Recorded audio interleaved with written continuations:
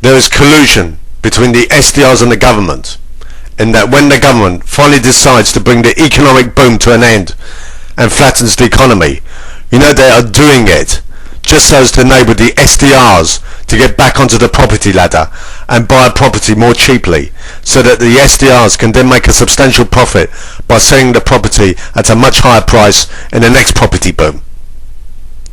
If I'm going to be destroyed in the next recession, just so as to enable the SDR retards to buy property more cheaply, then I won't stand idly by and see myself destroyed.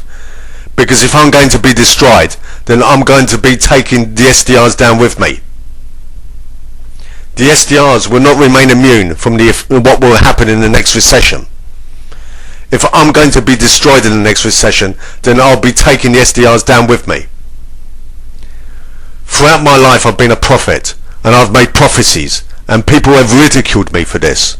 People used to laugh at me when I used to make my prophecies, and in particular it was the SDRs that used to laugh most at my prophecies.